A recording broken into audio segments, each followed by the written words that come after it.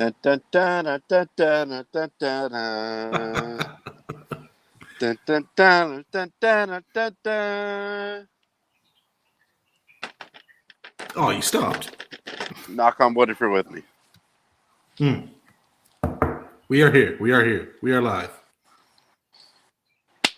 Welcome in, everyone. Sorry for the little bit of a delay trying to get this together, but we are going to go all the way through, especially, the football. Oh, the football. Magnifique. Oh, the football. Oh, the football. And college, gave us some stone cold stunners, and then NFL Sunday was. It just warmed my heart. It was insane. It was great. So thank you for joining us. Hit us up in the comments. Call us at the link. And Tyler, how are you doing on this Monday evening? Just recovering from all the insanity. Yeah. Just doing good, man. Like you said, Saturday, best day of college football I can remember in a long time, to be honest. Just from 9 a.m. until like 1:30 a.m. Sunday. It was fantastic. Hawaii. Yeah. Sunday, enjoyed the football. I felt like I got kicked to the dick twice. We'll get into that later. But look, overall, the football was good. Today, completed my civic duty by finishing my jury duty. So I'm excused from that. So I'm happy about that. All in all, man, solid weekend, Ron. How are you doing today? And that is just being a good citizen, Like, hey, they pull your number, show up, Like, we all want to sit there in the lobby and watch Judge Judy, and hopefully we don't get picked. But, I don't need a bench. Yeah, I don't need a bench warrant to my record. Sometimes you got to roll in, or at least go through the jury selection. So shout out to Tyler for doing what had to be, for saying what needed to be saying. But yesterday was, and look, obviously I'm biased, but beyond. Oh, you're a Raider fan? Yeah, you hide it so well. Am I? Oh, yes. It turns out I am. Huh. What a day! What a red zone day! As I've told multiple people that know, of course, that I am a Raider fan, and with that life comes a lot of shame, which I accept because we deserve it. But I've told multiple people, if we were 0-7, if we beat the Steelers, yes, I'm all in on beating the freaking Steelers every time, anytime that happens. And actually, we're, kind of rolling up on these guys. So maybe going back 3-4 meetings? I don't know. But hold on, let me fix. Sorry about that. What I happen pre-show is happening. The dogs are now started acting up. No, not a problem. Not a problem. I was just, again, pointing out the fact that we could be 0-12 if we beat the Steelers and at home. Right here. Sure. That's what you want. That's what you want. I don't care. We're not going to the playoffs. We're not going to win the freaking Super Bowl. Just beat the freaking Steelers. And with a not going to the playoffs, bro. You're number one in the West. What do you mean you're not going to the playoffs? All right. I've seen a lot of these Raiders 2-0 in the last 4 years, and where did it get us? Nowhere. But hey, you beat the Steelers. That's a big one. I like that. I love that. So, welcome in, everyone. Shout out to Jaime, that birthday boy right here. We see you, playa. Just win, baby. And on that note as well, I feel like probably a good time to bring in one Mr. Nick from Mission Valley. Nick in Mission Valley. with the guest of honor here on the. You know what? I'm gonna say.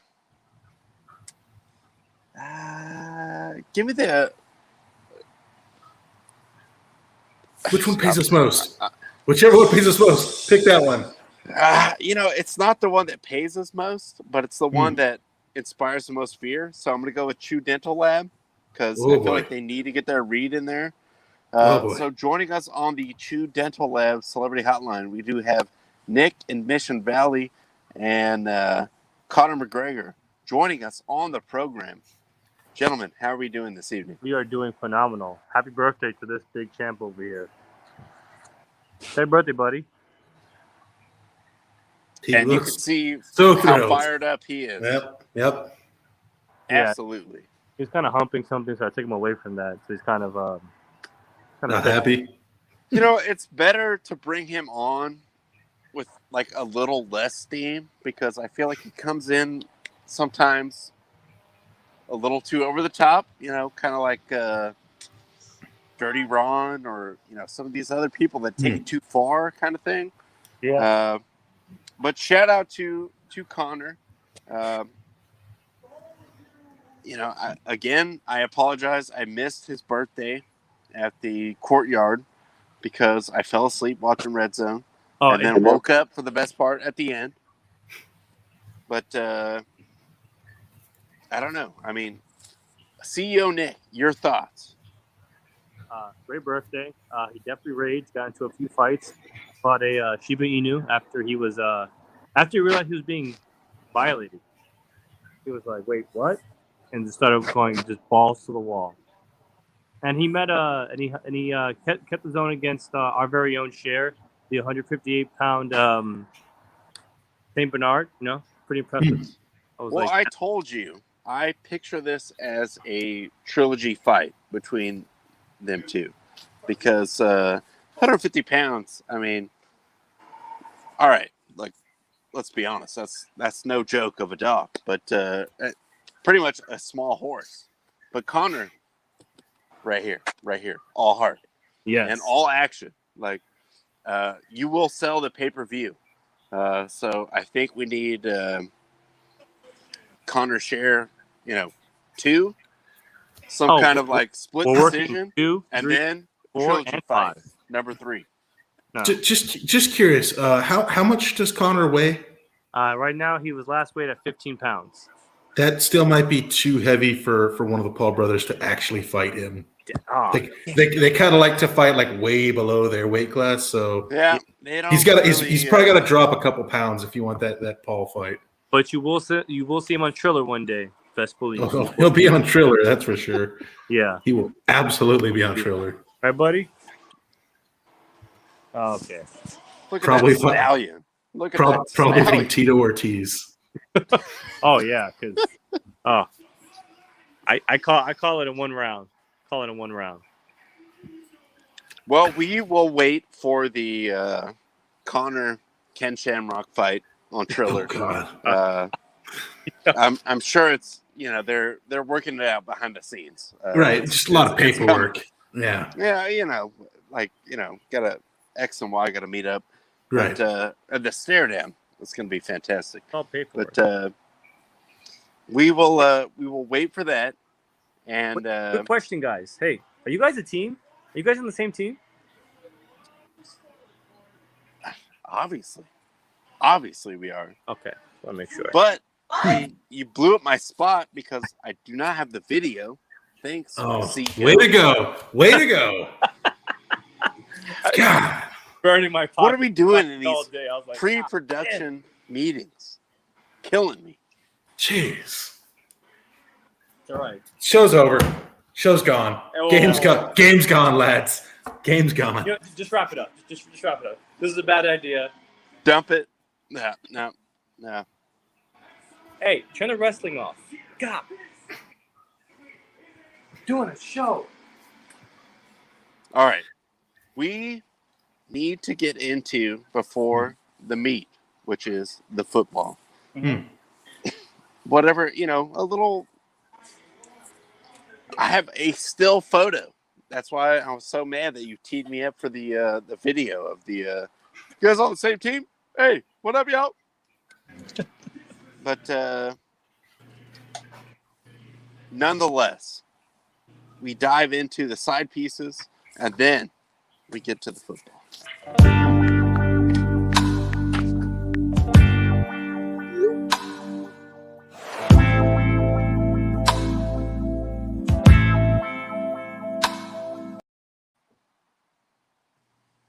Oh, Oh, oh yes, oh, oh yes. there. Take that. So, Take that. as CEO Nick did make reference to, a little bit of a what do you call it? Dust up.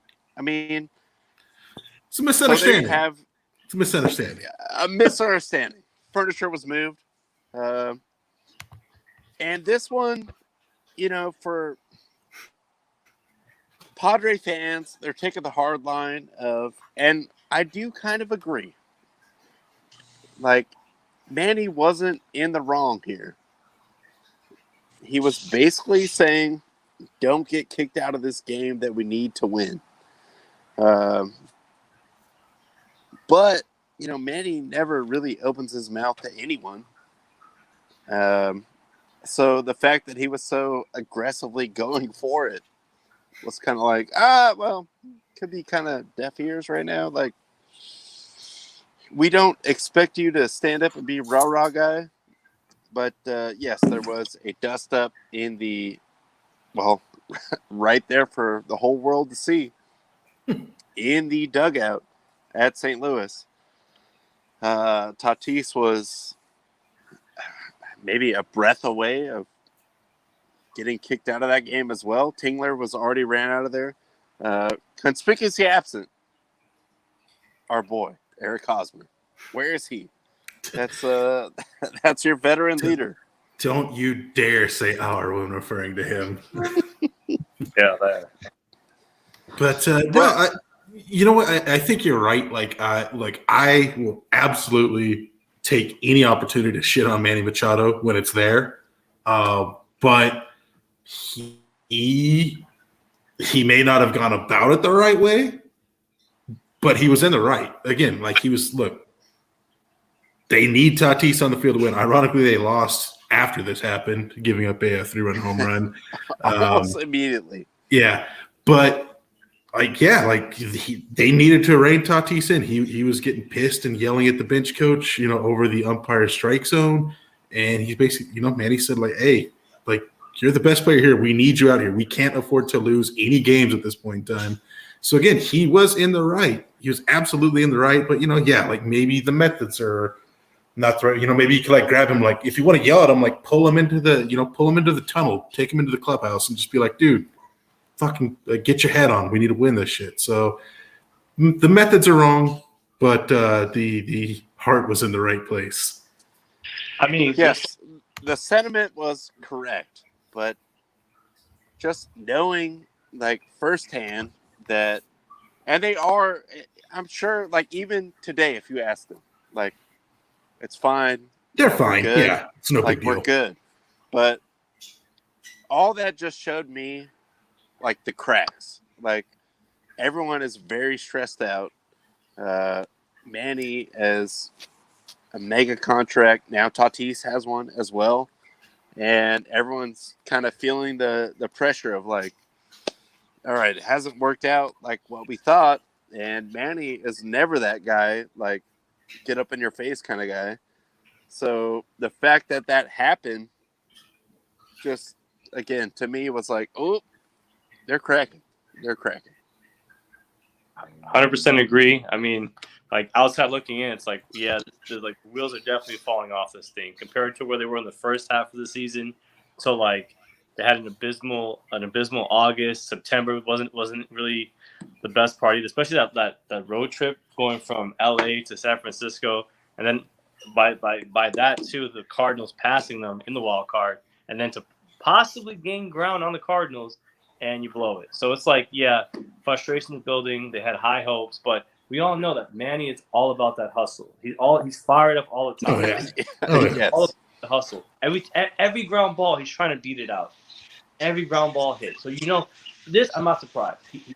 He's passionate about the game, passionate about himself. He gives 130% every game.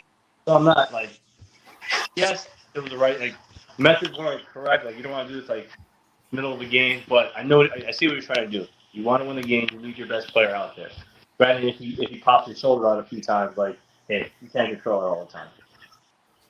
I think it was just, like I said, I mean, it just kind of really put like a flashlight on how stressed out these guys are with the expectations of we're definitely going to the playoffs. Now we have to work for it. Like everyone's kind of on, borderline tilt mode.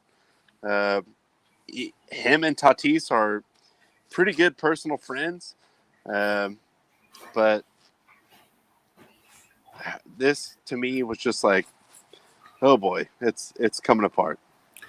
Well, Ron, I think you had a really good tweet. You responded to somebody else that was talking about, Manny Machado being a leader on the team, and your response was, if Machado and Hosmer are the leaders on the team, like the ship was kind of destined to sink. Like they are not what you would call great leaders. I mean, some people will kind of vouch that, Machado has grown up, and I agree to an extent he probably has compared to what he used to be, but I still don't think that makes him a team leader. Like he's not a rah-rah guy. He's kind of like, all right, like I'm going to clock in, I'm going to clock out, I'm going to leave work at work. Like just, with Machado, it's like, all right, cool, 285, 40 home runs, 100 RBIs. Like awesome defense. A great baseball player. Like there's no doubt about that. But he doesn't get up in front of everyone and hey, everyone in the room, listen right now. So for him to show out like that was kind of like, ooh, this is kind of like, it feels like people are stressed out, and including him, including Tatis. I know Tatis had a lot of injury things going on, and still very well could be, an MVP candidate here, but it looked like it's falling apart. Let's call it. It just felt like it's coming apart. Like everyone is really, still on the same page of they know what's expected of them, but now they're feeling that weight of just oh man, we're not quite there, and tensions are running high, and now you get the little shouting match in the dugout. And even if they do, there's still 2 weeks of baseball left. Even if they do find a way to limp into the playoffs, I'm not 100% confident. You guys just barely made it. That's a big if, but yeah, I kind of see it hey, we made it, and you're out. So you could say yes, they did make the playoffs, but oh man, I mean, really, look, I kind of made a joke the last few weeks that St. Louis has just kind of earned their way in by playing 500 ball. The last 2 weeks, St. Louis has actually really turned it on. They're finding that devil magic that St. Louis happens to have. And, you kind of get I've heard multiple people associated with baseball kind of say, look, when you're getting down to the end, if the number of games behind you is bigger than the number of weeks left in the season, you're probably done. And now you can see here, obviously, this was from earlier today, so I don't know if things have changed based off the games today. But I mean, a 3-game lead in 2 weeks, unless Cincinnati's playing St. Louis directly, that's going to be almost impossible to make up that ground. Yeah, it also depends on the strength of the schedule, who's playing who toward this last stretch. Because well, San Diego doesn't matter. San Diego and Cincinnati doesn't matter who they played. They both sucked this last month. Yeah, it's just I'm damn. Because at one point, 2 or 3 weeks ago, they were about 10 games over 5, and now it's if they go under 5, I'm first thing I'm saying is, hey, they're shutting Manny down. I mean, they're shutting Tatis. Hey, this isn't worth your shoulder anymore. We've got you for 10 more years.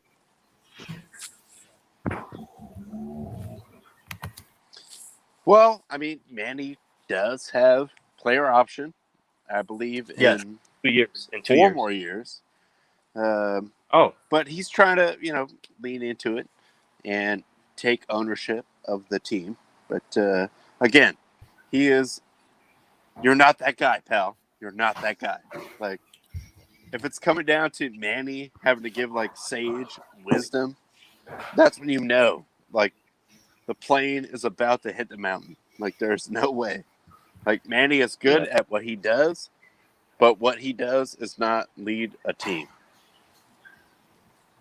He just baseballs. That's all he does. He just baseballs really good.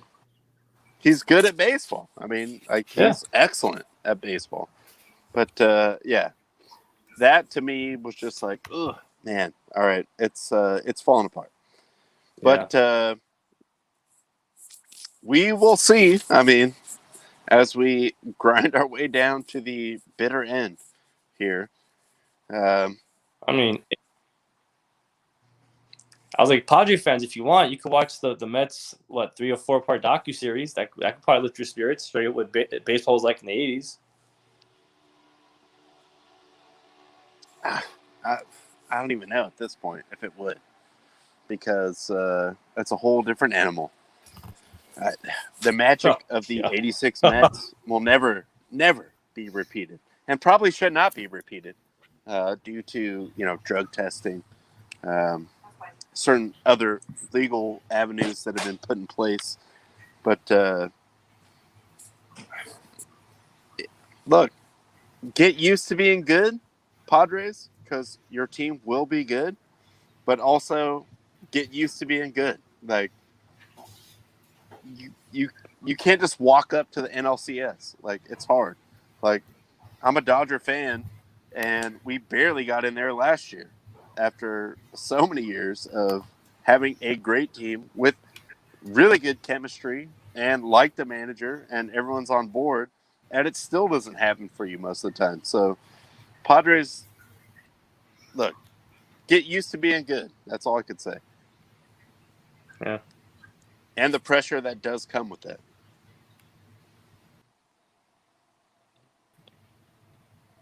Yeah. Well, I'm about to head out and eat, guys. Thanks for having me. I did want to say one thing though. I wanted to say happy birthday to my dad. It's also his birthday as well. Dad, I love you. I did get you something, but the one thing I couldn't get you was possibly the Mets ever winning a championship. But I don't know if that's happening. That's asking for too much. Yeah, someday. I mean, it could. I don't know. 2015 was probably your best chance. You're better off asking for like a G6. Like, that's probably more attainable than a Mets championship. I couldn't get you the Mets championship, so I got you the private plane. Like, that's all I could do. Just to ease the pain. Just to ease the pain real quick. But hey, don't worry about that. And last, I'll leave a burning question for you guys. Hey, what do you think happened on that jet or plane ride back on, like, the Mets plane ride back to New York after they won the NLCS? You don't want to know. Okay. I don't think anyone wants to know.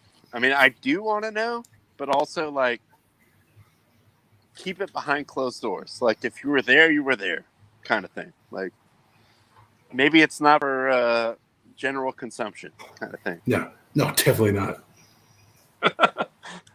All right, guys, you take it easy, okay? All right, thanks, Nick. Have a good one. All right. Happy birthday, Connor, and there he goes on the Nick Barrios Mobile Notary Public Celebrity Hotline. Couple other things. Hit the Premier League. Tough one for West Ham, but we move on. They'll be fine. But they will. Some, interesting, notable results over the weekend. Especially shout out Southampton. Going on the road, getting the tie. That's huge.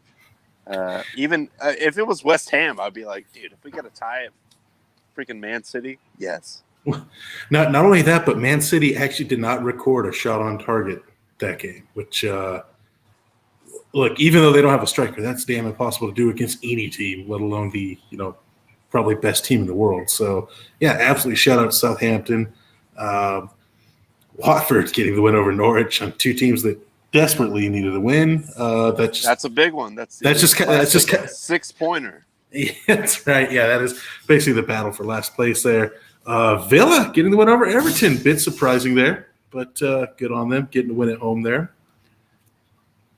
And even, Leicester. You gotta go win it at Brighton. Come on, like, Bro, what's happening?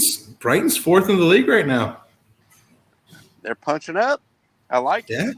Yeah, no, they're playing well. Leicester is kind of finding themselves in sort of a spot right now, just with some of these results. Yeah, they're not getting it done, man. I don't know. Brendan Rodgers, just that he's kind of known for punching above his weight all year and then blowing it at the end of the year. So maybe they're just kind of getting the losses out of the way now to kind of build their way up at the end of the year. I like that. I like that theory. And then, what a kick in the dick that was. Sorry, Justin. What else can I say? That's a tough one. You got to eat that one. Burn the tape, bury the soccer ball, whatever. Move on to the next one. But nothing really redeeming there at all for Spurs. Nah, look, they didn't trade Harry Kane, and he's been pretty much a non-factor all year. Look, a lot of people are going to be non-factors against Chelsea. They're an amazing side, but you definitely don't expect to lose 3-0 at home against them. No, that's tough, especially on the sort of little run of form that Spurs were, overall on. But Chelsea, that defense is no joke. They come to just like keep you from scoring. We start from there, and then, hey, cool. If we get a goal, awesome. But beyond that, like, you will never score on us. That's their whole game plan. Yeah, just again, solid defense across the board, and now they added Lukaku. So now they can actually get goals. It's not just like 1-0 games. So no, we can attack if we need to as well. And because we have to quickly touch on the West Ham game. Got to. Of course, Ronaldo scored. Of course, West Ham had the early lead. Of course, the starlet on loan came in and scored against West Ham in Lingard. And then, the penalty thing. I know, Tyler, you and I have texted back and forth. Yes, Noble is a great penalty. Like, his record is second best in Europe behind Lewandowski, the only guy that shoots better. For itself. But I never, ever like bringing in the guy to shoot the penalty kick. And, oh, man, we could have had a point there. That one stinks. Yeah, look, if you had to write, what was going to be the most painful way for West Ham to lose this, it was going to be Jesse Lingard comes on late, scores the winning goal, and then Mr. West Ham, like the guy that is associated with West Ham, Mark Noble, coming on to take a penalty against a goalie that hadn't saved a penalty since 2015. Kicks it right, De Gea guesses right, and makes the save. And, I could definitely understand Moyes' theory behind using Noble. Like, totally get it. Yes, the record speaks for itself, like you said. But that was literally the only thing he came on for. And there's just kind of guys that just come on to take a penalty. Like, it just doesn't seem to work out. Like, I don't know. Like, once guys have been able to run around for 20 minutes, then just kind of just get going. Maybe they're a little bit more relaxed when they have to take the penalty as well. Like, it just get a feel for the better. game. Like, run around, knock some balls around. But if you're just coming in there cold, boom, hit this penalty. We need it. We need a point right now.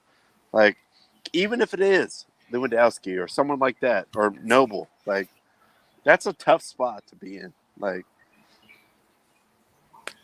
Not saying he couldn't have done better with it, but still, I hate that always. Every time you see that happen, we got to get the specialist in there right now. Most of the time it does not work out. So It was very Yeah, frustrating.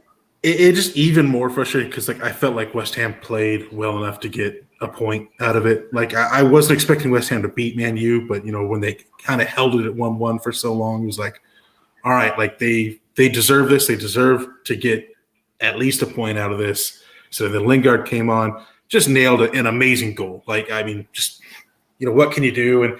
And I think most West Ham fans are like, I don't think anybody's really mad at Lingard. Like he made it clear he wanted to stay at Man U. So you know what? No hard feelings, man. You got West Ham into Europe. You want to go back to Man U, do your thing there. No hard feelings. But of course, it had to be him that scored the winning goal. Yeah, that was just more of like the spiteful thing. Like I don't think he does have great reference or reverence, I should say, for his time at West Ham. Yeah, he didn't celebrate after he made the goal, and he is known for celebrating. There was overtures, like, man, we really should probably try to go after this guy. And then Man U was like, no, we still, think he's part of something going forward. So, all right, well, he's on loan. If they want him back, they're not going to let him go. Then, all right, it is what it is. But, yeah, that was just like the double, like, dick punch of all people, Lingard. Of course. But and of course, West Ham's reward for losing to Man U on Sunday is they now get to play them in the Carabao Cup on Wednesday. So awesome, good stuff. Gotta love it. Well, you know what? It's fine. We move on. They'll be okay. Let's get to some brighter news.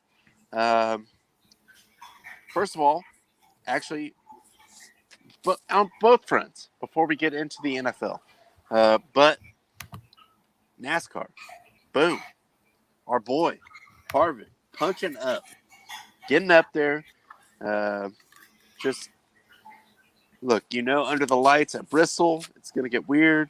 There's gonna be wrecks. It's people going for it, but as long as my boy is in there, I'm cool with it. Yeah, look, he got second place in the race. There was several issues between him and Chase Elliott that led to some, just a little bit of a shouting match afterwards. But hey, look, that's going to happen. I mean, whatever. That's just some misunderstanding. Yeah, between two professionals. Look, it was a case where I completely understood why both guys were mad. Like, kind of a bit early in the race, Harvick and Elliott bumped, and Elliott's tire got shredded in case that kind of set him behind. Then coming down the final, actually it was on the last lap. Chase Elliott, who was 2 laps behind Harvick, and Kyle Larson were neck and neck, and then Elliott, who was 2 laps behind, kind of veered into Harvick's path, which stopped Harvick's momentum, allowed Larson to pass him to get the win. Again, both guys started yelling at each other after it. And again, I totally get both sides had a case. It's just whatever. It'll be interesting to see what they do going from here. Like let's say if one guy gets eliminated in the next, round of 3 races, like, is he going to, kind of pick his moment to screw the other guy over maybe in a later race? I don't know. But that storyline's kind of got me interested. No, I mean, this is what, NASCAR wanted, get it tight races at the end, going in this like weird playoff thing where most of the drivers hate it because it does not really reward a whole season of running strong. Sure.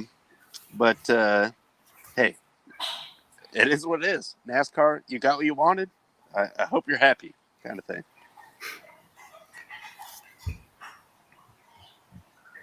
But before we get to the professional football ranks, let's hit the college football.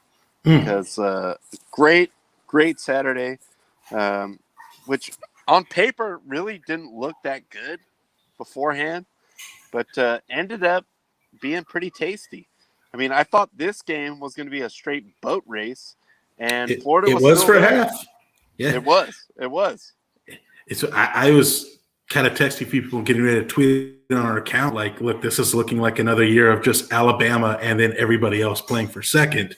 But Florida, I mean, look, they figured out in the second half, made some nice adjustments, shut the Bama offense down, and kind of got their offense going.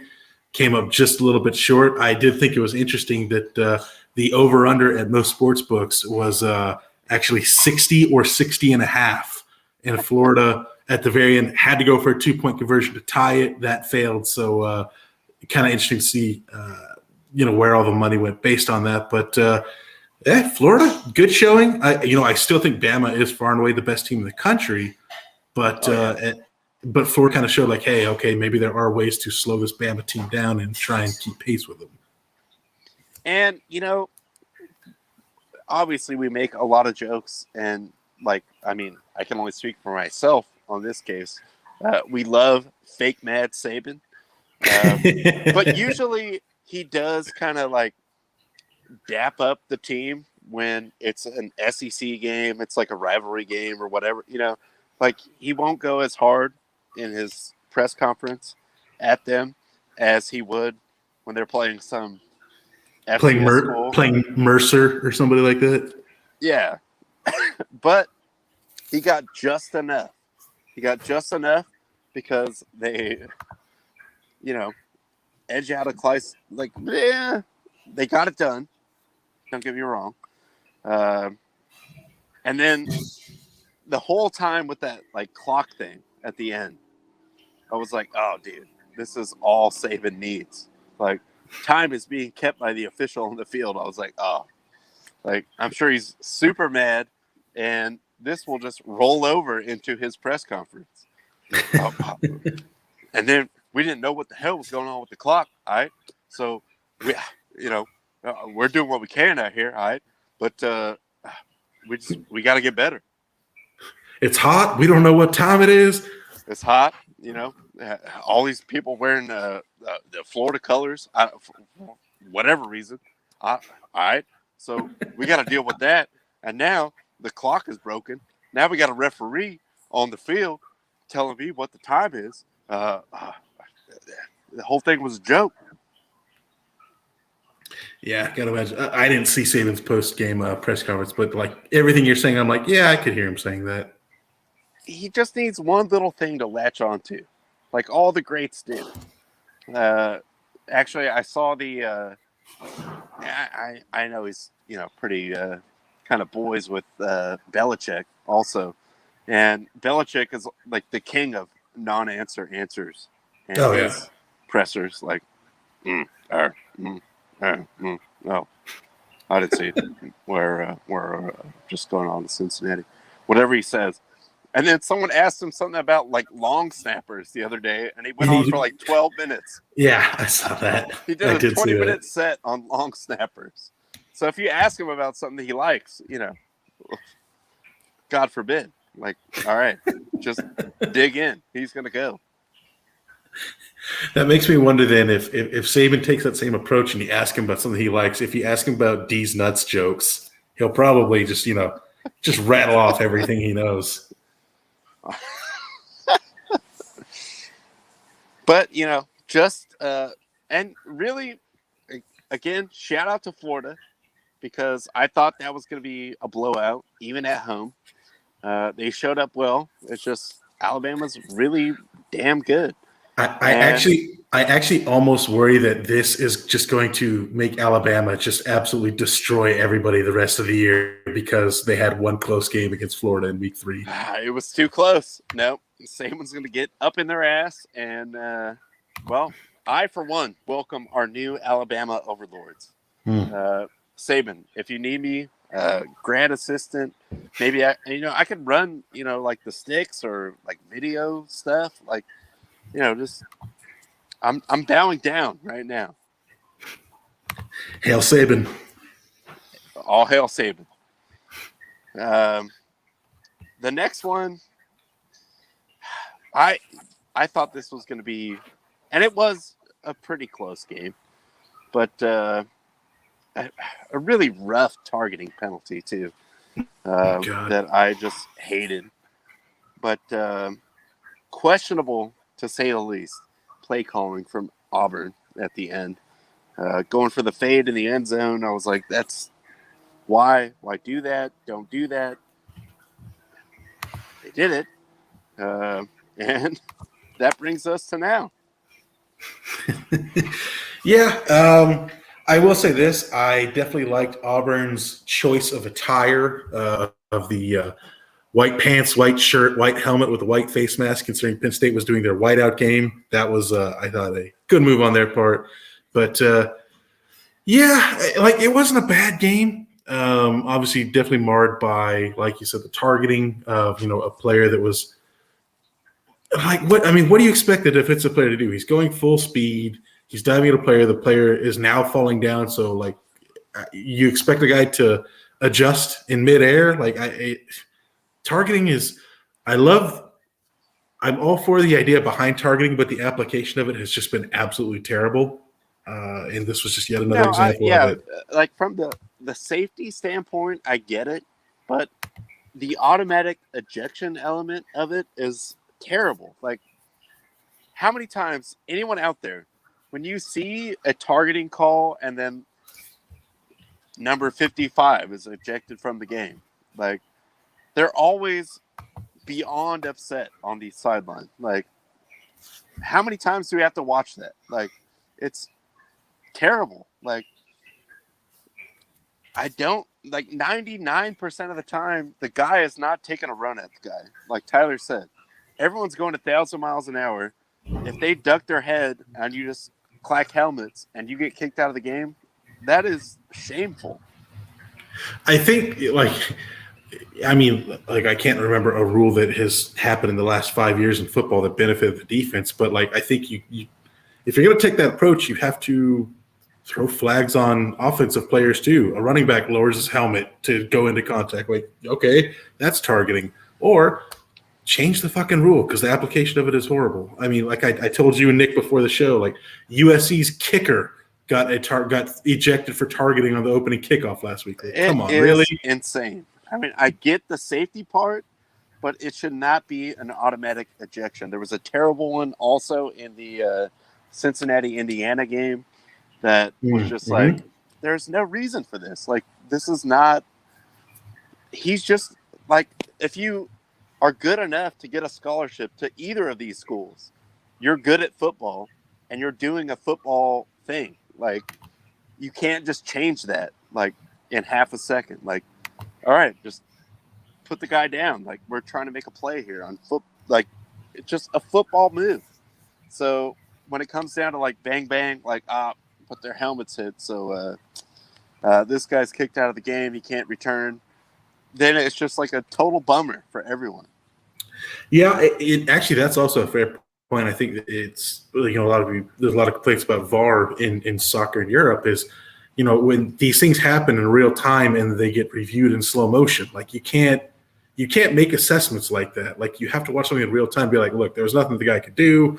Nothing intentional. Again, if you want to call a penalty for helmet to helmet, fine. But like you said, ejection, like I can't recall a single targeting penalty where I was like, yeah, that was like he was intentionally trying to like go helmet to helmet with this guy, go after the guy's head. Yeah, like there's never been one intentional one. So like the fact that it's an automatic ejection is just so dumb. They gotta tighten that up and sort of walk that back. I'm gonna defer to you on this one a little bit because. Obviously, but Michigan State going in to Miami, getting the win. Yeah, look, Michigan State, they're 3-0. I definitely was not expecting that to start the year. I'm still not convinced that they're good.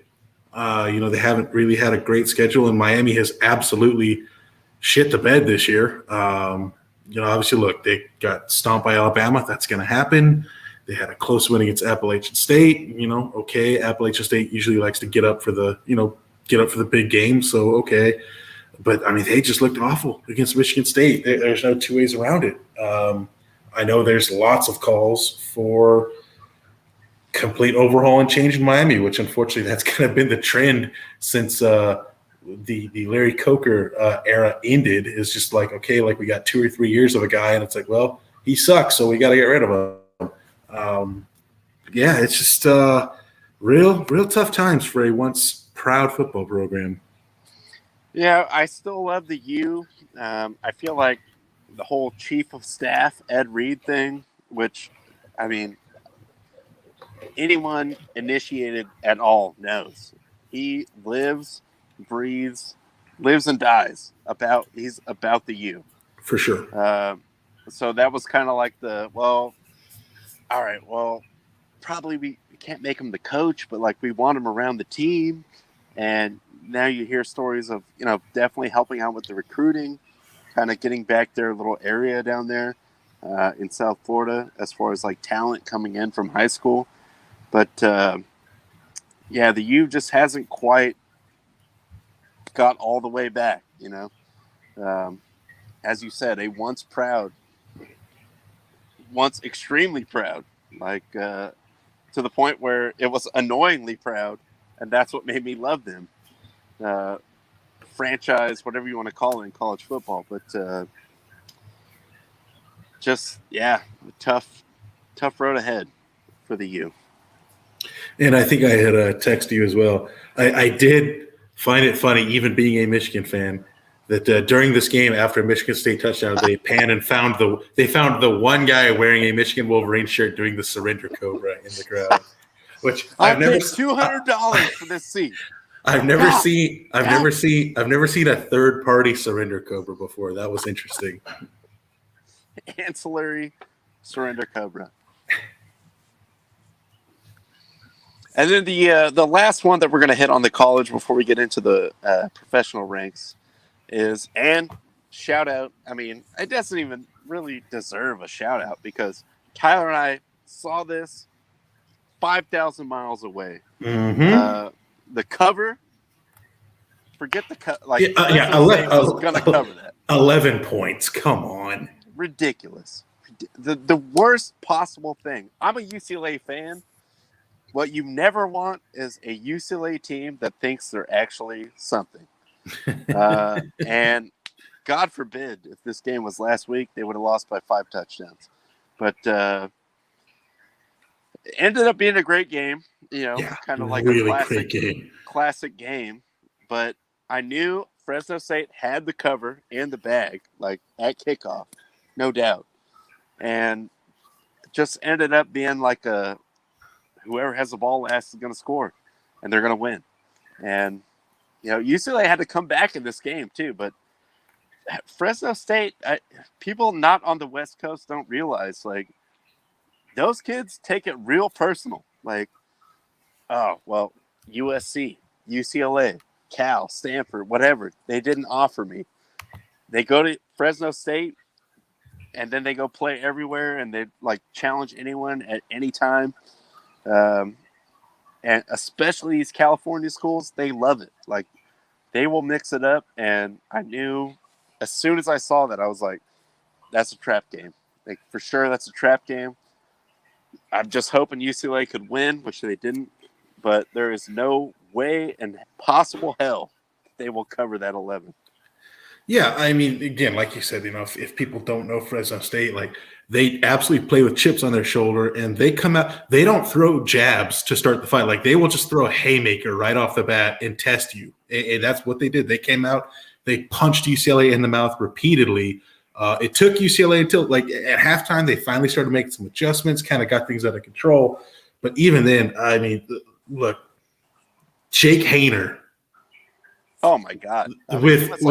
Honest to God, probably the most gutsy performance I've seen in a while. Like, this guy looked – they showed him on the sidelines during the fourth quarter, and I was like, he needs to be in a hospital. Like, remove him, please. Like, for his own safety. For God's sake, get this man some attention. He looked awful, but he still went out there. Like, you could see at times he could barely move while taking the snap and going for play. But Jake Haener just leading a fantastic final drive to give Fresno the win.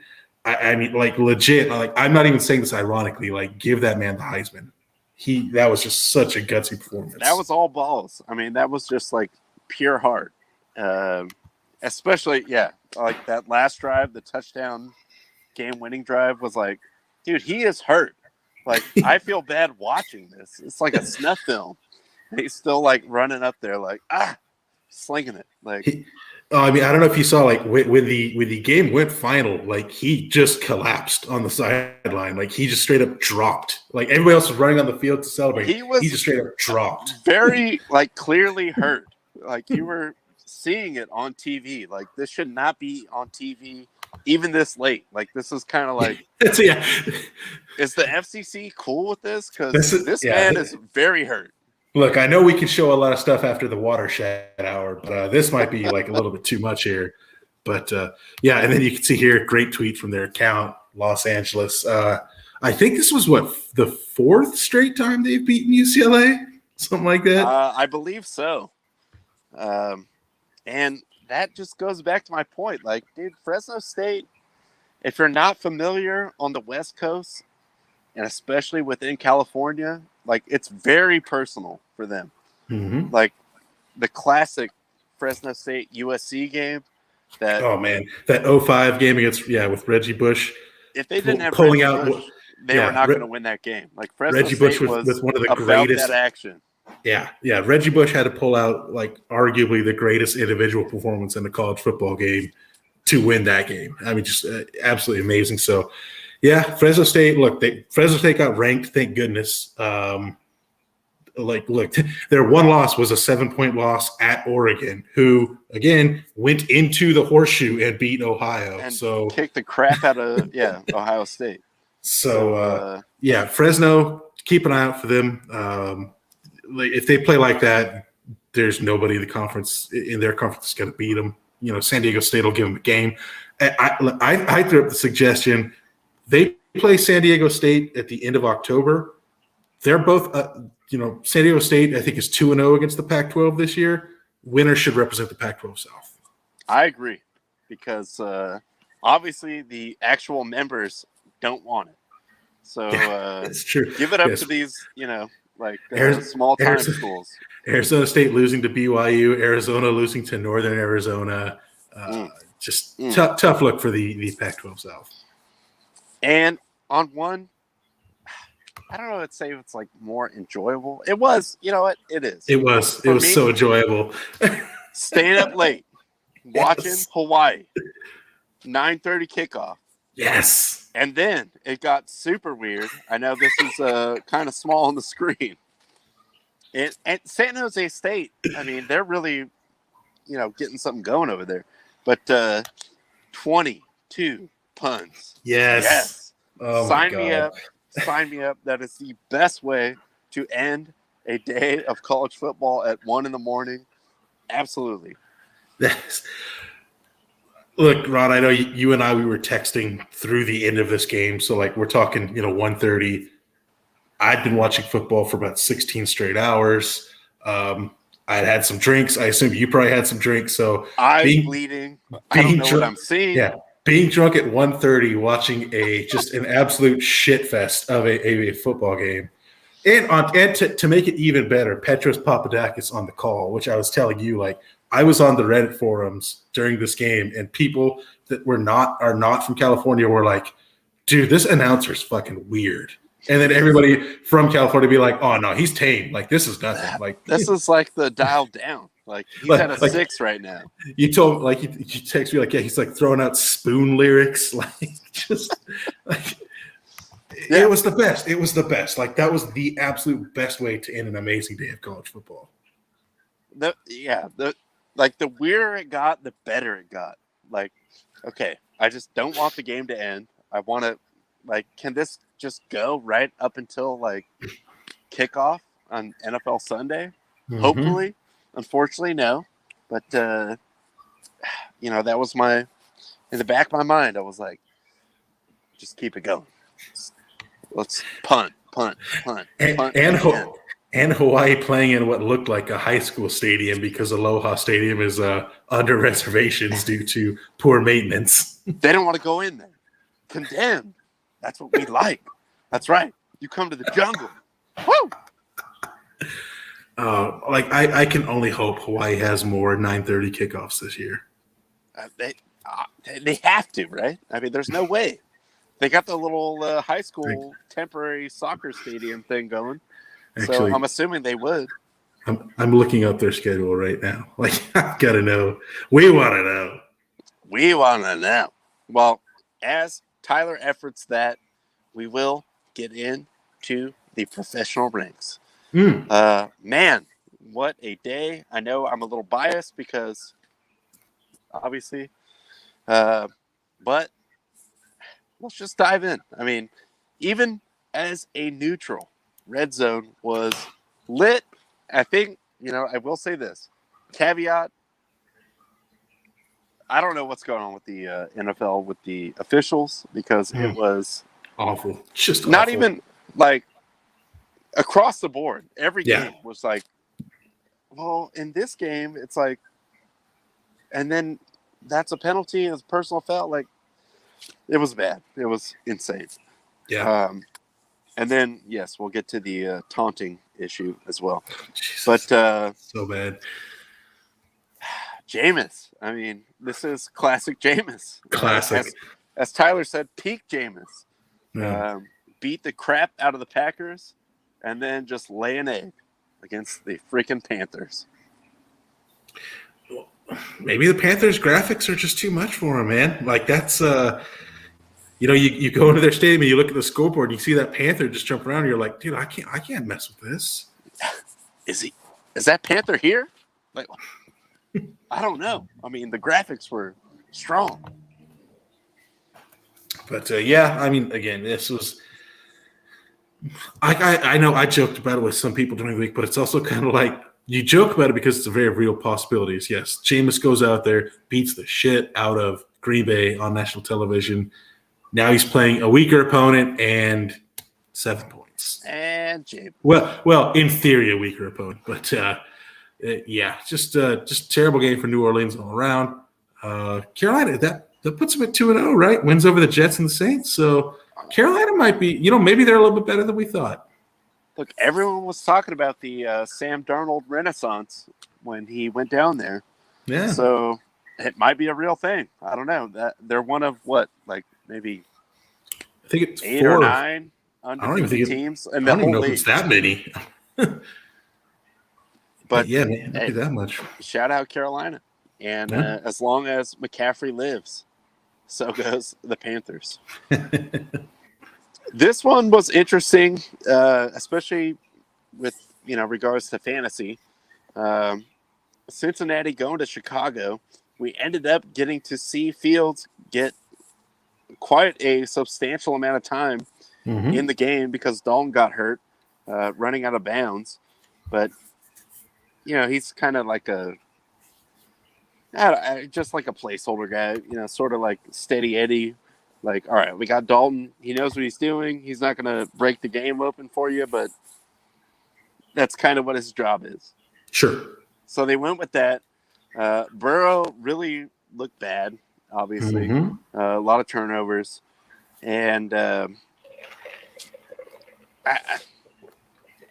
was a tough one to pin down. I'm really only thinking of this game from fantasy perspective because I know a lot of people probably you'd be dumb if you were starting Fields, but have him stashed away like, oh, when's that week gonna come? Like, we know it's gonna turn over. Like we gotta begin the Fields era. And then Burrow, I mean, he puts up a lot of points too, but he just didn't look great. Bears defense is, as we know, pretty good, and for this one, I just thought it was more interesting from a fantasy standpoint. Yeah, I mean, from a real game standpoint, I was glad to see Cincinnati kind of rally at the end, kind of turn it into a game because, for a while, it was just a real dull affair. Then Chicago pulled ahead, I think 20-3 at one point. So nice to see Cincinnati rally, but I mean, from a fantasy perspective, not an overall exciting game. Cincinnati kind of underperformed. Like, you might expect their defense to give up some points, but you expect the offense to do a little bit better. Granted, Chicago's defense, as you said, is one thing you set your watch to. Chicago will always have a really good defense. So, I mean, I guess not much else really to say about that.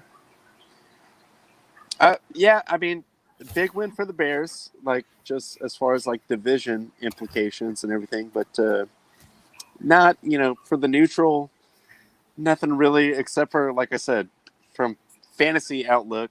All right, maybe Burrow's going in the tank. What's going on? And now maybe has the Fields era begun sooner than we thought, kind of thing. But we'll see what happens there. Houston at Cleveland. Um, Tyrod, man, this was actually just like overall a rough week for quarterbacks. I mean, we saw Wentz get knocked out. Also, Wentz with 2 sprained ankles. Insane.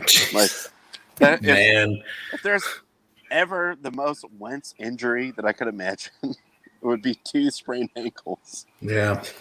Because he's always just trying to do too much. But anyway, Tyrod looked great last week. Gets knocked out of this game. Everyone knows the Browns are a better team, and all the drama going on with the Houston Texans. They seem to have put that to the side. After week 1, they're like, well, maybe they're really focused on the goal, but not really surprised there.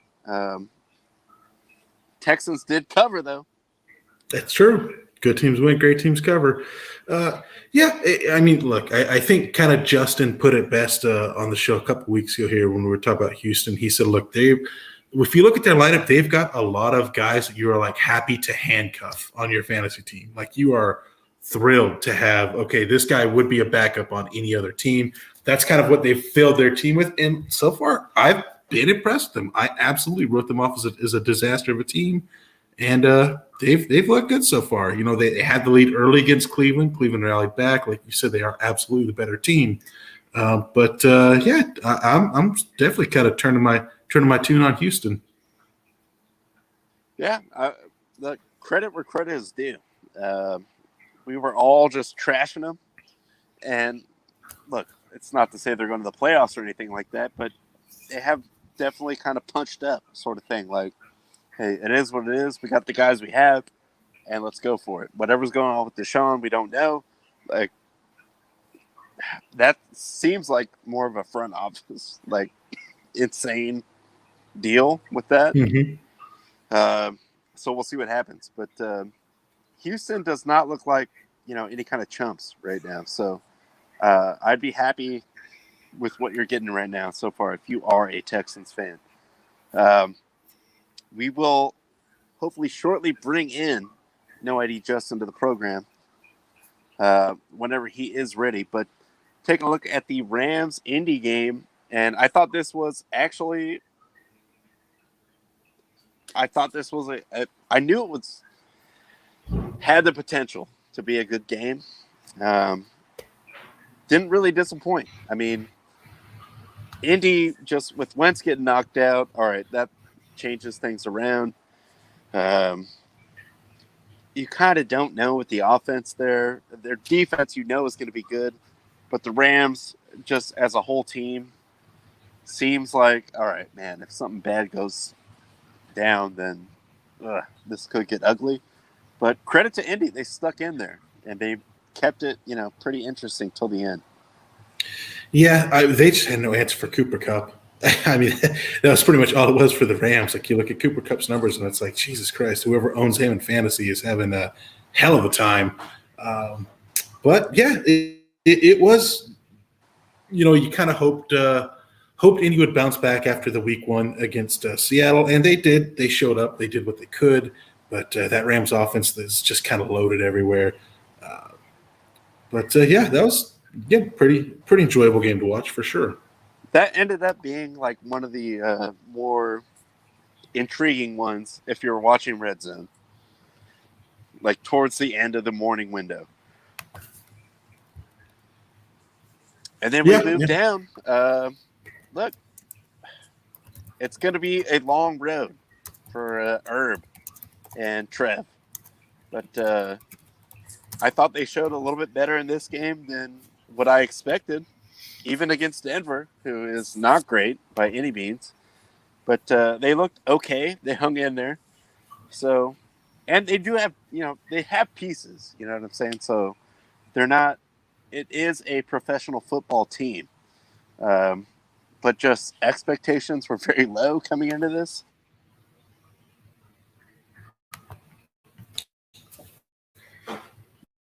Yeah. Yeah, I'm not going to. No, he's. The expectations were low. Obviously, Jackson had the really bad week one performance against Houston, which, as previously stated, that's kind of Houston starting to show that maybe that's more Houston being better than we thought. Denver, they're not exciting. They have, I've said it on here so many times, they have good pieces everywhere on offense and defense. They just don't have that exciting quarterback. Teddy B's been fine for him. But yeah, just not an overall exciting game. Kind of, I don't know. I guess that's what you would expect in Denver coming out and beating on Jacksonville. Jacksonville, I know there were high hopes based on a lot of pieces they have. Getting Trevor Lawrence, obviously Urban Meyer coming in as the head coach. High expectations for him. Just has to be off. Two rough games to start the year. Denver, I'm still not sold on them. I'm almost never sold on Denver. Again, until they get a better quarterback. But they do enough to get the win. They're sitting at 2-0, so I can't really say too much about that. Sorry, I can see. Okay. I can see. Sorry, Justin's holding up a sign in the background, but I can't really read it. I see the word choppy. Next game we have here, Buffalo, Miami. Oh boy, was I wrong about this one. I know I was rolling with the week one results, saying I think I said Miami money line. Buffalo came out and showed how good of a team they can be. Just absolutely beat the hell out of my. So I may leave in a comment here. I'm sounding all robotic and choppy. Am I okay now? How am I sounding? Am I okay? It's still a little choppy. I was actually just going to comment. It's still kind of choppy. Sounds like you're reading back my order at Jack in a Box. Well, we bring on No ID Justin out of necessity because apparently I'm not sounding too good. But Justin, how you do this evening? You always sound amazing to me. I'm doing fantastic. Sorry for the late arrival. Got left work a little late. Traffic, a couple stops on the way.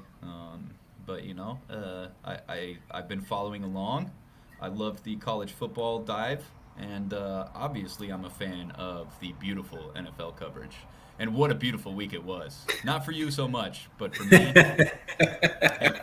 and for the man who just randomly disappeared off your screen, what a week for that guy, huh? Yeah, no kidding. He definitely had a great weekend. We will be getting into that shortly for sure. Justin, I know you were on the road Sunday morning, so I don't know how much of the morning games you got to catch. Very minimal. I tried to watch some of the Rams and Indy. I initially was watching Carolina, New Orleans because, as you gentlemen know, I had quite the parlay on the line, and they proceeded to totally destroy that immediately. So I didn't have to ride it out or be stressed or anything. So that was nice of the Saints to just no-show like that.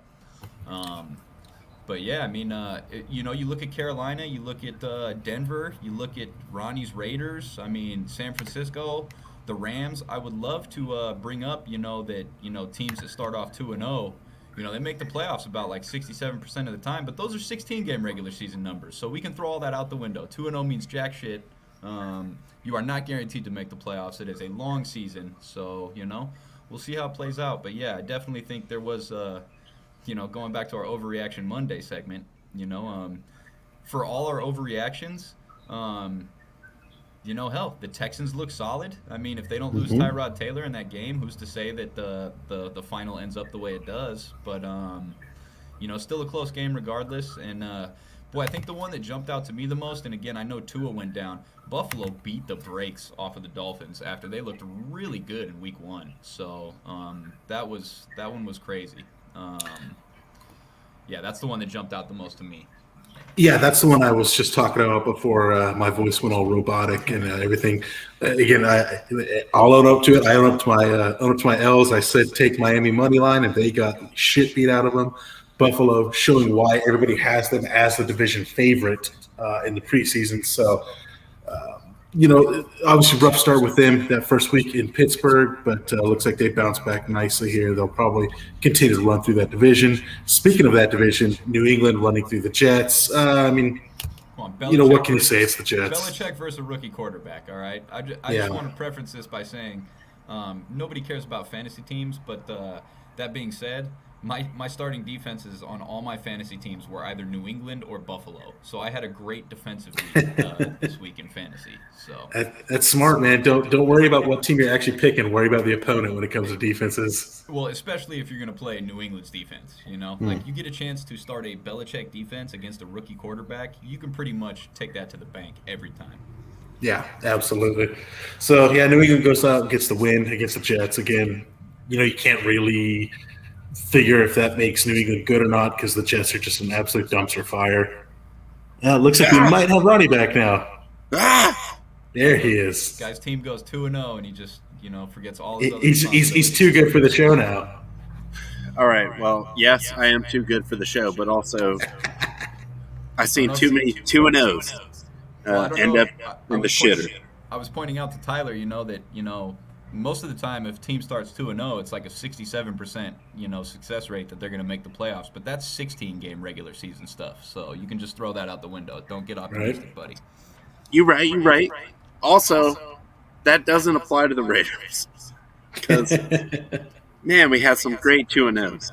But we'll get, we'll cross that bridge when we get there. Let's move down the line. Where are we at here?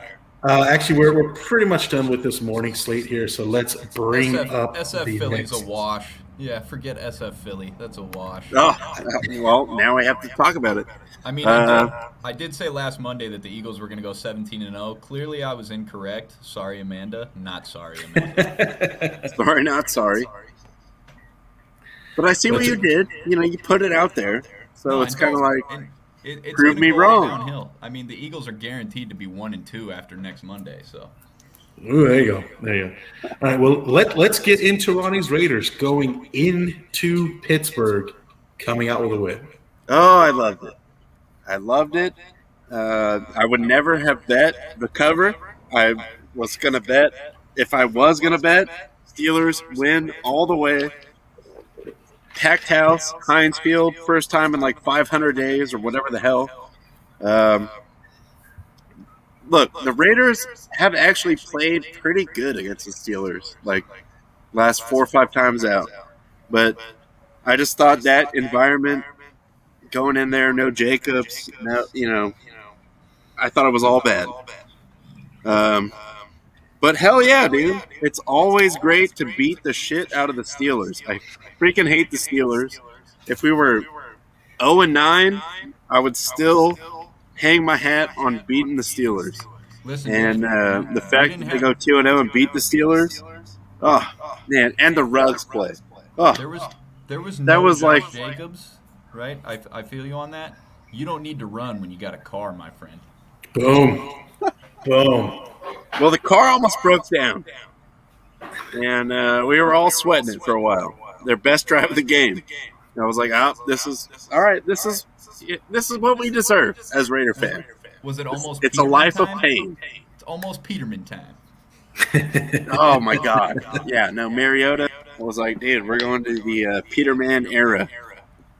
Peterman season has begun, but thank God it has not. How about your head coach coming out after the game and saying, Derek Carr deserves his respect, man? Like, dude, you were disrespecting him harder than anybody the last 2 years. hey, this guy, this guy, Derek Carr, that's a football player. This guy's a grinder. I don't think I need to say anything about it. But huge it doesn't matter. If it was Peterman, if it was Mariota, anyone, anytime you can beat the Steelers, my heart is full. I hate the Steelers. I hate them so much. They kicked the shit out of Big Ben. Like, even to a point where I started feeling sorry for him at a certain point.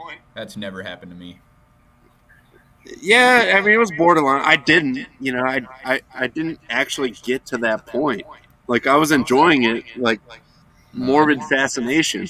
I didn't even But feel bad when ESPN decided to throw up a big screen of him looking like Tiny Tim with his left arm. Like I didn't even feel bad then. well, I mean, he's not going to be able to throw the ball like 20 yards, and I'm going to give it like 3 weeks. How But beautiful was that D card dime to Ruggs though? I Ooh, mean, oh my god, man. that is the Al Davis dream. Like I was trying to explain that to someone else, actually Thomas, who is a fellow Charger fan. I was like, dude, it's retarded. It's dumb. Like, there's no reason why. Like, it doesn't even really have a place in the modern game. But when we get one of those, it's kind of like a season maker. Like, we always get the fast guys, and we always get the guys that can throw real far. And Carr hurt hitting that like 60-yard bomb. no, that was shades of Jeff George to James Jett. Oh, For sure. I There you go. my joy can't be explained. Like, it was so misplaced, but like, I'm not going to ask either of you guys to get into the mentality of a Raider fan, but it was very important to us to see that. No, 100%. Al man. was 100%. smiling down or up from wherever he is now. Yeah, if that's a pass to Waller or Renfro, doesn't have near the same impact that a deep ball to Ruggs in stride has. You know, like That's why we drafted this guy. yeah, that is. We just Raiders. want to get a bomb. Like, And just to echo your sentiment, I got 4 calls from my dad immediately after that play. Immediately, I ignored all 4 of them, but I knew what he was calling for. You know? I couldn't even. I texted producer Tanaya, and it was just like random letters. I was like, this is like what you want. Like, Raider fan, yes. This is what we live for. This is it right now. And getting that on 3rd down. Like, Well, perfect. Against the Steelers? No, that's a wrap. That's fact, excellent. though, you're 1 week removed from beating the team that just beat your division rival, you know? So, I know. I mean, And we'll get to that later, but shout out, making our schedule look better. Good job. absolutely. All right, next up we had Arizona hanging on to beat Minnesota. Minnesota, What a crazy game. I love that game. Continuing their kicking woes, missing a field goal at the end of regulation. I really wish I wouldn't have been so caught up at work today because I really wanted to shoot you the audio of the Minnesota Vikings. Paul Allen. Yes. Yes. I sent it to Ronnie last night. Oh, that was beautiful. I mean, if that doesn't sum up being a Touchdown! Kirk Cousins era. Then No! So as Ronnie just alluded to, Paul Allen has a history of amazing calls with Minnesota losing to Arizona. Yesterday just added to it. Look, that sums up the Vikings last couple of years, man. Like they find their way back into the game, and then their kicker screws it up at the end. They're like the Chargers of the Chargers of the Midwest or Mid-East, Except it would be the Chargers would like allow a blocked kick or like something stupid like that. Well, or they I get will like say about this game, get like I thought an it was motion penalty, amazing, taunting great. penalty tacked onto it. And also fantasy points galore in this game. Oh yeah. Between Thielen, Cook, obviously Kyler. Like all the thousands of Cardinals wide receivers. It was insane. Like, this probably turned over so many people's fantasy weekend. This one game. It was outstanding. I loved it. Yeah, it was. That was that. So for me, that was one I was kind of catching some on the red zone. Yeah, that was a wild one down the stretch there for sure. And then they missed the chip shot. I love how Petros and Money put it today, though. It's like they keep reminding you that they're the best team and the worst team all at the same time. Like you cannot nail down Arizona. It's not wrong. Yeah. I loved everything about that game, especially being like the what does Hanson call it? The afternoon window. I thought that was great. and there was so many fantasy implications everywhere for everyone. And they destroyed the over. I mean, if you Oh, look yeah. over in there, just decimated the over. Yeah, absolutely. All right, we go on next game here. Tampa Bay beating up on Atlanta. Tom Brady threw, was it 5 touchdowns, I think? I'm not gonna point no fingers, but somebody tried to type in the group chat that Atlanta was gonna get that backdoor cover, and immediately after that, Dude, you know what? immediately after that, They text had was it. sent. They had it. That's your mistake Who for could relying on predict Atlanta a for guy anything. getting 2 pick sixes in the fourth quarter? That never happens. Against Atlanta, yes, it Yeah, happens. it happens. All right, it maybe. happens. And- Maybe and- you're right. And Atlanta giving up 48 happens all the time. You know, that's a regular. Again, yes, it does. But As a they were in Cowboys there. fan, as a Cowboys fan who has Dan Quinn as the defensive coordinator, I'm really happy to see that he wasn't the issue. You know, clearly it was somebody else. Actually, you know what? I will give you credit on that. It seems like that would be nice to be like, all right, our guy is not the problem here. It's Granted, more of like a structural franchise kind of thing. I don't know. Whatever happens in Atlanta, they just blow it. I mean, It happens. in defense of Atlanta, Dan Quinn did bring half the secondary with him to Dallas. So I mean that could have had an impact on it as well. But yeah, they're a bad team. Hey, man. They might be the I'm worst living team. with the same thing with Gus Bradley over here in Vegas. I thought their offense was going to be enough. I thought their offense could still score points, and I really genuinely thought that they would kind of, tread water for most of the season. But yeah, they look like arguably, I mean, next to Jacksonville, they look like maybe the worst team in the league. Yeah, I'll agree with that. And then They it's were like you just see- so close to the cover. You see And what then why? You see Why what with Philly, the 2 pick sixes? Why? It's like you see what Philly did to him week 1, and then you see, what Philly did this week, compared to what Tampa Bay did to Atlanta, and it's like starting to make a little sense, Like maybe Eagles fans were getting a little too hyped about beating the Falcons, Yeah. Well, I will, defer to you fine gentlemen on this next one, obviously. It's a Talk wild it out. one. This was a wild one. I mean, I'm gonna go ahead and cut in line here and just say, Of course. good game, hard fought game, a lot of bad calls on both sides. It deserved a tie. Probably more bad calls that favored the Cowboys. I'll give you that for sure. But yeah, just a bad officiated game all around, and I thought really it took away because I thought both teams played very well. I thought both defenses showed flashes. Obviously, the offenses struggled a little bit, but how much of that was just good defensive play as well. I still maintain my claim that I've had for about 3 seasons now. If you're game planning for the Dallas Cowboys, you tell your quarterback to walk to the line, find who Anthony Brown is covering, and throw it to that guy over and over again. That seems to be the best way to beat the defense. But, yeah, I kind of anticipated that this was going to be a run-heavy game, especially after the Tampa Bay game with us being so pass-heavy, Dak almost throwing the ball 60 times in that game. I had a feeling that they were going to rely heavily on Zeke. I didn't think Pollard would get as much work as he did, but the two of them, I think they combined for, close to 200 yards. So yeah, it was just a good, hard, grinded out game, and I'm no Chargers fan, but when Greg Zuerlein was coming out and Mike McCarthy mismanaged the shit out of that clock, and he had to kick a 56-yarder as opposed to something maybe 8 to 10 yards closer, I was sweating that for sure. But yeah, all in all, just a hard-fought, competitive game, and I in no way think the Chargers are a bad team. As a Cowboys fan, I think this was a huge win. Nobody wants to start off 0-2. But yeah, just a hard-fought game all the way around. And yeah, it just sucks that the officiating made such an impact in that game. Yeah, look, I'll agree with that. I have nothing negative to say about Dallas in that game. Obviously, fantastic players.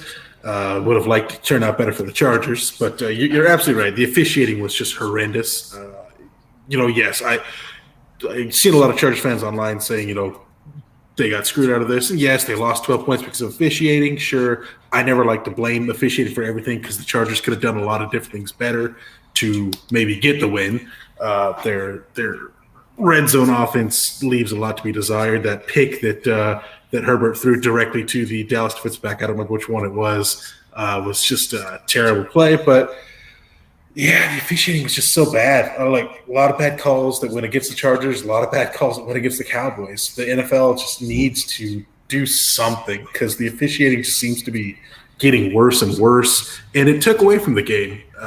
Now, and also that said, and we were texting about it during the game, we absolutely got it wrong. We were all week. We were saying hammer that over. You can see there 37 points combined. But we also did expect both teams to consistently have 7-8 minute drives all game long. Yeah. That's kind of what it was just whoever had the ball was just slowly marching down the field. Score happens. The other team slowly marches down the field. So a lot more defense showed off in this game than I thought.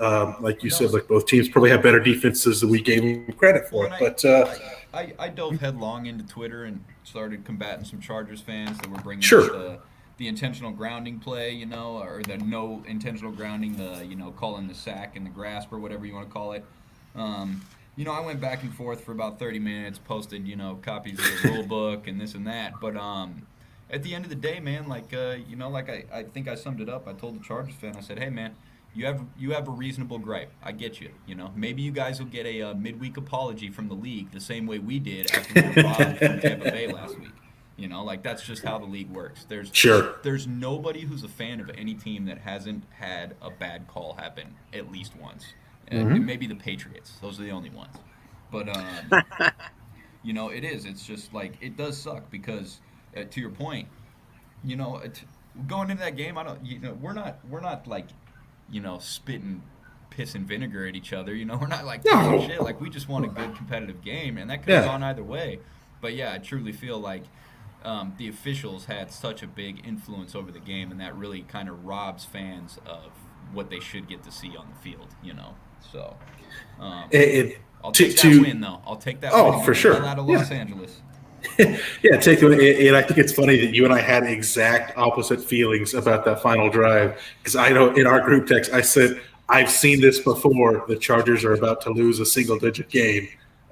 You were sweating Greg Zuerlein. I was like, dude, it's written in the stars for him to make this because the Chargers love to lose single-digit games. Well, and to my previous point, the way Greg Zuerlein kicks, if we would have got an extra 10 or 12 yards on that field goal, he probably misses it, That's true. Yeah, he has that he has the crazy curve. You don't want him inside 45. He'll miss it. Yeah. That's just the way it goes, man. It was, look, and still to this day, Janikowski fan. Yes, same thing. Like the close ones, that's when he sweated. Drop that. The long Janikowski ones, shit, like, man. dude, this fool can kick real far. Like, you guys fucking got a go for fucking bomber. You guys got a bomber in Carlson, man. Forget Carlson is Janikowski. nice. Sebastian who? How dare you? How dare you? How dare I? I got Carlson on 2 fantasy teams, and he's got me double-digit points in both. That means leagues. nothing. Guy's a Respect the bomber. legend. Respect the GOAT. The leg of God. Hey, I do respect the GOAT. Dan Bailey is great. All right. How? Again. Oh, I'm sorry. Was Sebastian Janikowski ever picked first overall in a fantasy draft? I don't think so. He was picked first overall in the real draft. It's true. He got that leg. The Polish powder keg. All right, well, we go on to the game that finished last in the afternoon slate there. Tennessee going into overtime, beating Seattle. I will say this, I'm glad they won because they absolutely got screwed out of a safety, a potential walk-off safety. Safety 100% every day of Can the we week. just, aside from that, not to deter for a second. Sure. And I'm sure people have been praising this guy for years. He's gotten all his roses. Derrick Henry is not fair. No, he's not. 45-yard touchdown run, you can see him. He gets to the sideline, and there's probably 4 dudes that are kind of trailing him. And at the moment that he's turning up the sideline, they all have the angle. And then he just runs away from all of them. So not only can he throw you on your ass and, like, brutalize your body running over you, he's also really fast. You know, it's almost not fair. Like how well that guy runs the football, man. And again, this is only week 2. Like, we see him get super active after the midway point, where, dude, I don't want to tackle this fool. No, no. But he turned it upfield, got that touchdown, and then, I mean, I was kind of thinking, I was hoping for the tie because Oh, always hope for the tie. NFL ties are great, but they did clearly get cheated out. Like, that was a safety. That was obviously a safety. You could even argue the And they Julio didn't play. get the call. You could even argue the And Julio Fat play. Ray, after a couple, I don't know, how would you say, like, fits and starts, a couple near misses, whatever. Sandra Bullock out there. But I was kind of happy for him, too. I think the walk-off safety would have been the way to go, but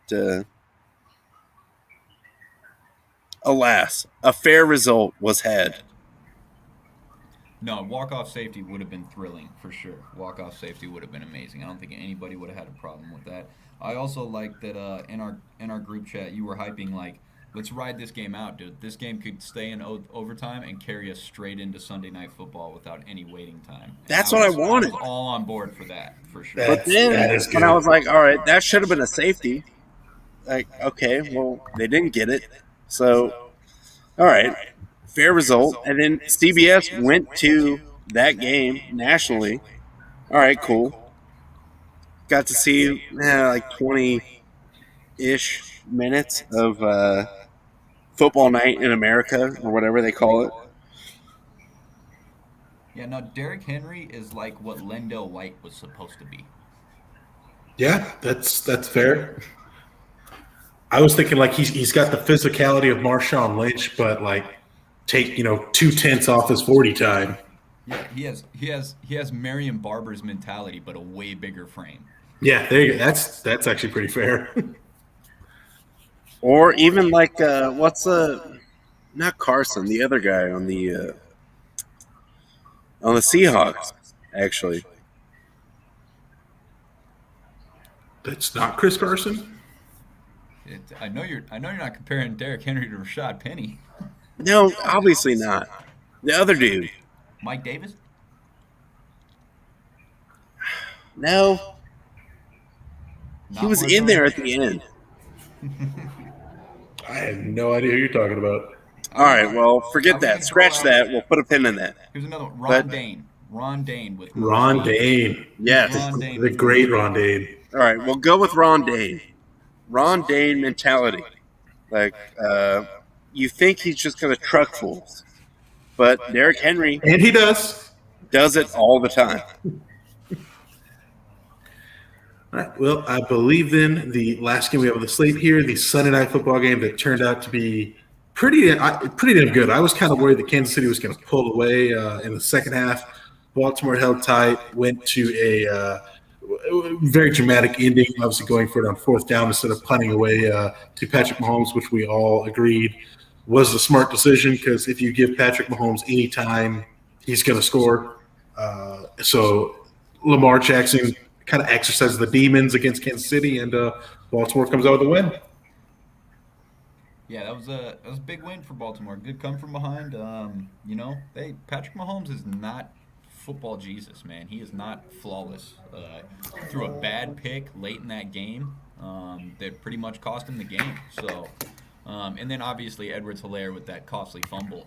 Yeah, I was you gonna can't make say. mistakes like that, man. That's what happens. And of course, if this was Justin Herbert losing that game like Patrick Mahomes did, or this was Derek Carr losing that game, or this was Dak Prescott losing that game, all we'd hear about is how awful they are and how the team needs to move on and they need to get better decision makers under center. But it's Patrick Mahomes, so it's fine. Don't worry about it.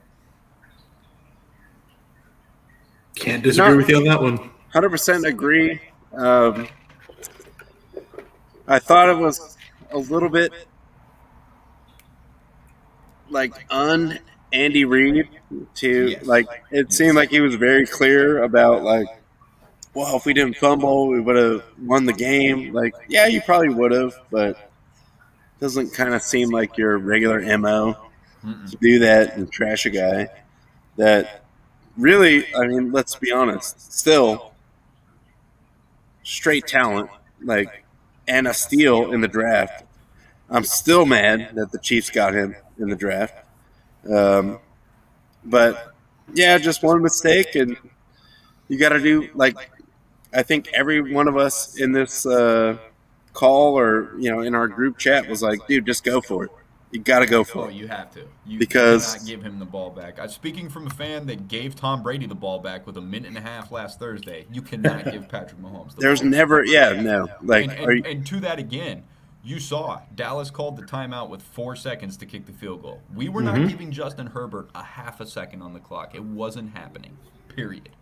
Our defense is too shitty.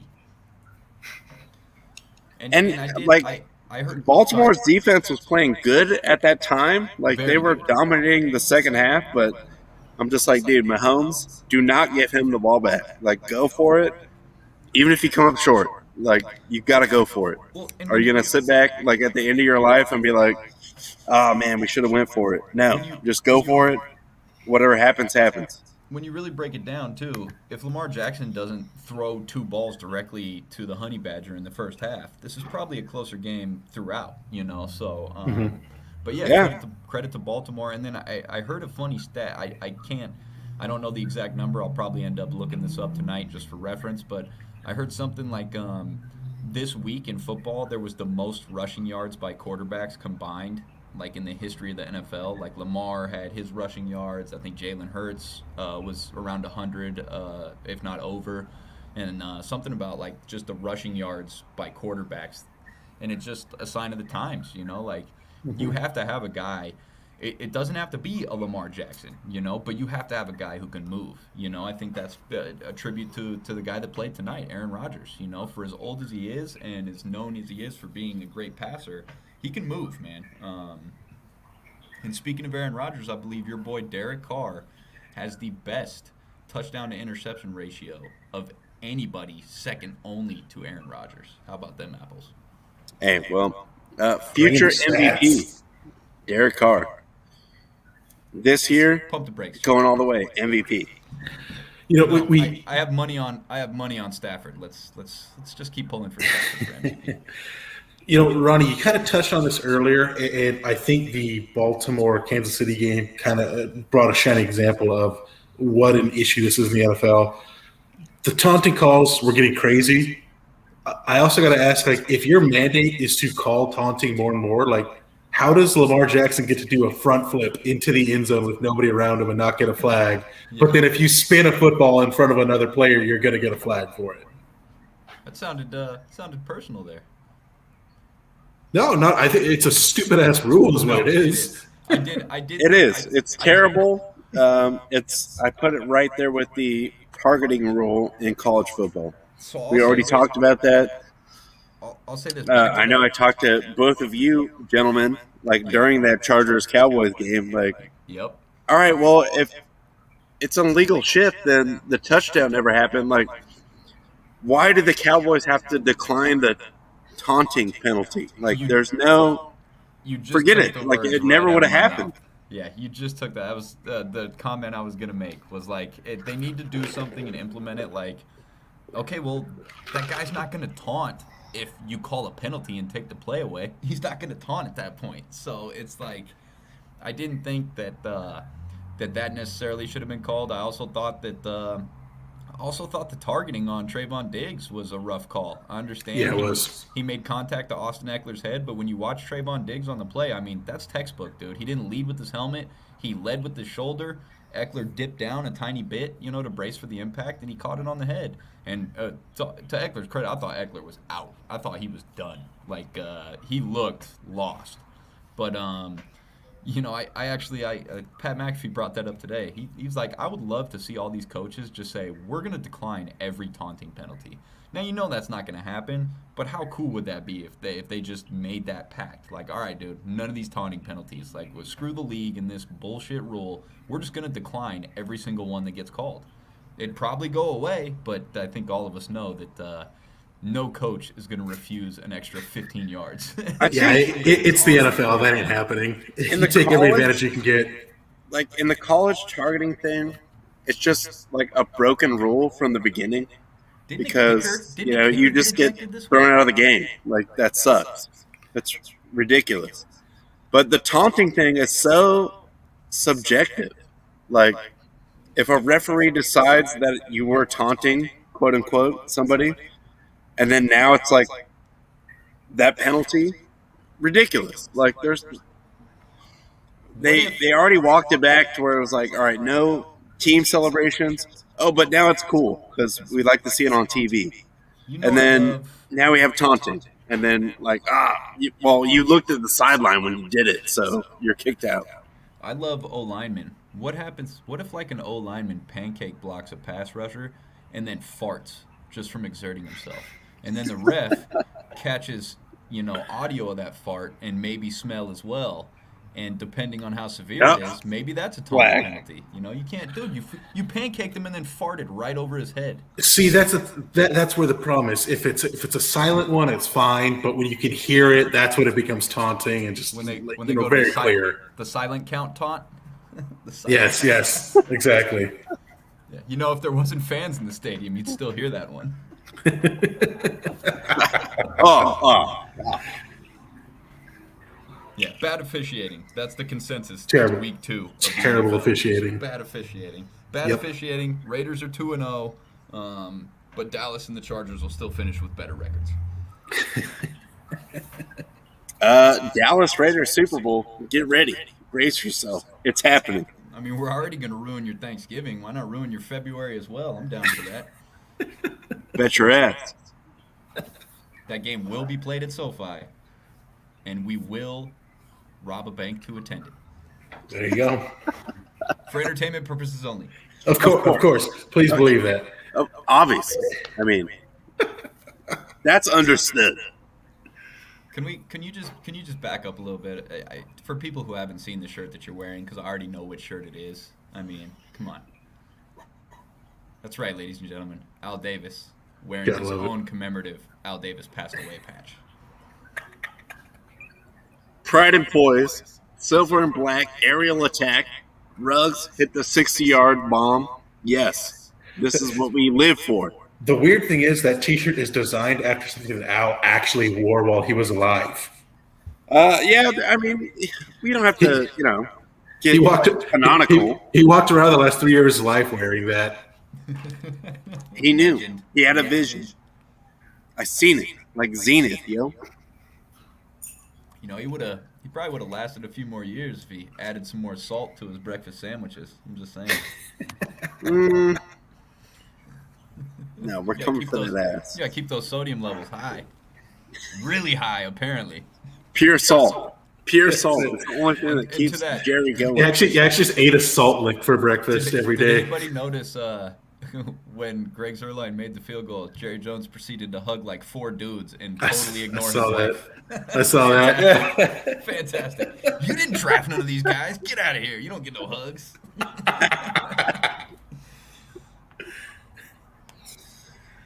Oh, man. Well, I just thought it was a fantastic, and with the nightcap, too. I mean, obviously I'm rooting against the Chiefs, but the way that whole thing went down at the end, I was like, yes.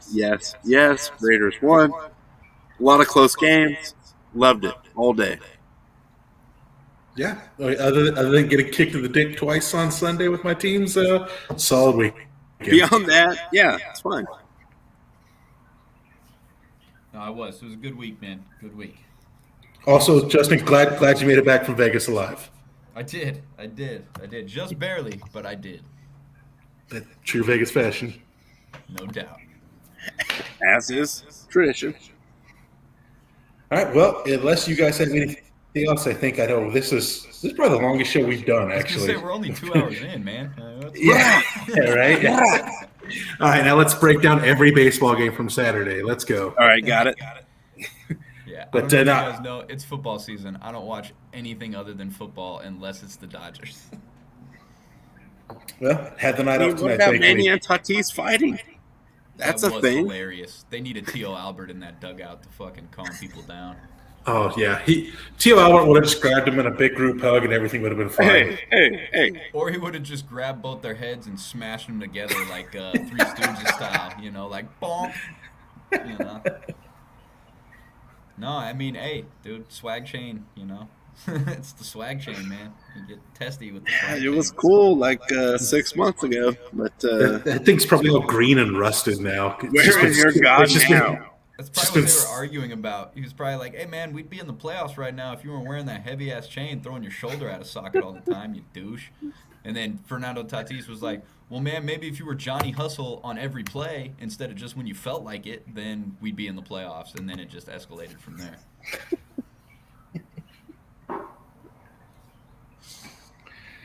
All right. Well, I think that's pretty much all we got for tonight. Again, went way over. Appreciate it, though, Justin. Thank you, as always, for jumping on. Oh, I'm Even glad though, we did. even though I was worrying you talked about the Chargers Cowboys game, but as always, giving a nice, even keeled perspective. Oh, definitely appreciate that. 100%. You're one of the few Chargers fans I respect. And that's saying a lot. To be fair, a lot of Chargers fans probably don't deserve respect. All right, they do. They're a proud people. Come on. No. There's nothing proud about being a Chargers fan. I was trying to tee you up. Hey, right, I know you guys heard real quick. Fred Rogan and Rodney. I don't know if you caught them today. They broke down the TV ratings for each of the LA/Vegas teams' ratings. Okay. Chargers, Cowboys. Most watched game of the week. No shocker there, baby. No shocker there. And actually, Raiders was more watched than the Rams. Ooh, here we go. Oh, look, LA's still a Raider town. Let's not kid ourselves when it comes to football. Hey, LA's It's a Raider nation. Okay, LA's still like a they don't Dallas belong Cowboys to town. any one Let's not place. kid ourselves. We saw how many Dallas fans were in SoFi. Let's not kid ourselves. Actually, I was surprised. I thought there was going to be more. I did too. I couldn't make it though. Yeah, right. You were occupied. Dude, that was shit. That was weak, dude. You couldn't show up for your boys? No, I tried, man. It's $600. That's a soft answer. Yeah. Well, all our Actually, that's just parking. all our paid advertisers haven't really come through on the show yet. So That's we're true. doing the We're best we can still with what we still got. waiting on those checks to clear. Yeah, I mean, I don't think that I don't know if that Chew dental check is one I want to be taking to the bank. Yeah. I mean, they're usually not like super. What do you mean this check from the Bank of Cody isn't good? What are you talking about? It seemed kind of weird when they wrote it on lined paper, but I mean, Right. that's what they did. So. Not sure if that was red ink or blood. I just didn't ask. It's actually pencil, in case they need to erase anything. It's on dot matrix. What the hell? All right, well, let's get out of here. I haven't eaten dinner yet, and it's like almost 10. So Get this I man say shit. let's get out of here. Anything you want to say before we jump out of here, boys? No, Raiders going to the Super Bowl. That's all I want to say. 15-2. 15-2. Wait, was it 14-3 last week? It's growing. I mean, we look so There you strong go. against the Chargers, and I feel like we're going to get referee help for the rest of the season. So 15-2. It's gonna be a shame when we roll up on you in the Super Bowl. Bull. All right, well, we will be back here. Unless we trade John Gruden to you, and then we're screwed. Oh, true. That's true. All right, yeah, dogs are going crazy, so I definitely He's got to hungry go. too. Yeah, right. So we'll be back here on Wednesday, but thank you guys so much for tuning in, all the comments. We love you. You guys know the drill. Keep the fire. At the buzzer.